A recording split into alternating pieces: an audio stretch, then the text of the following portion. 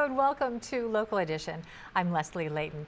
In order to balance the last state budget, Governor Brown diverted redevelopment money away from our local agencies. Now, this is money the local agencies use to promote construction projects and to revitalize blighted areas. At least that's the theory. Our guest right now, Shawn Nelson, Supervisor of Orange County, here to talk more about that. You think that redevelopment agencies weren't necessarily a good thing, that some of the money was wasted? I do think they started out as a great idea. The idea was to eliminate blight. Having lived in Orange County most of my life and been part of a city council and a mayor, I can assure you that most of what we did had nothing to do with eliminating blight. Now, the governor diverted the money, but it didn't go just clearly through the system. There was a fight, a couple lawsuits. He tried to pass a couple bills to make this money diverted, and there were some lawsuits to oppose it. Where's it stand right now? Where it stands right now, the governor, one bill eliminated redevelopment, but another allowed cities to opt back in if they paid to participate.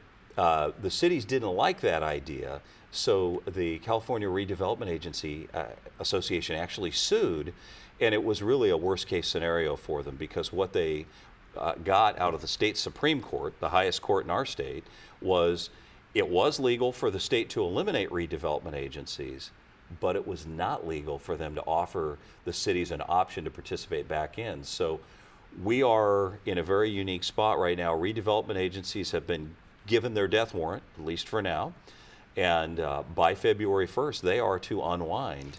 So what does that mean to us here? Well, it can mean a lot of things. I mean, one of them is that the status of low-income housing is in flux, because a lot of the low-income housing built in communities built by these redevelopment agencies. It also means that 12% of the property tax throughout the state that has been diverted and left in these redevelopment agencies will now be sent back to the places it was originally supposed to go. So the cry originally was, oh, this money's being taken from us locally and going to the state level, but it's not necessarily the case. That's correct, and I think the mantra is this is bad, this is taking money away from local agencies. I don't disagree with that, but there is a silver lining. Your local school districts will get a big part of this money, and it will be distributed directly to them from the auditor controller that works, for the county. Your local water agency likely to get a windfall. You may see rates go down. Sanitation district that was considering potentially raising rates this year, again, they're going to get money they didn't expect. That should put money in the average taxpayer's pocket by either stopping a rate increase or potentially even resulting in a rate decrease. Okay, so the California Supreme Court recently made the decision regarding the redevelopment agencies, but I get a feeling this isn't the end of it, because it never is. It never is.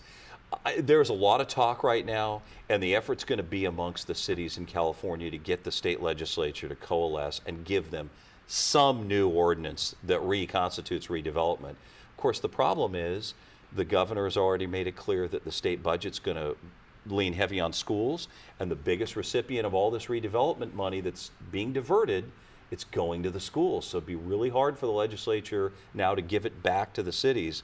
But we will see. What about some of the local agencies who were in this deep, who were really depending on some of this redevelopment money to follow through on some of the projects that they have in the works?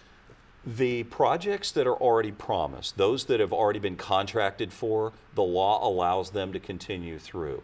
The problem is the stuff that was merely conceptual but not yet in ink in a contract, it just dies. All right. Shawn Nelson, thank you very much for being here today. Thank you for having me. As always. And thank you for tuning in. Stay with us. More HLN right after this.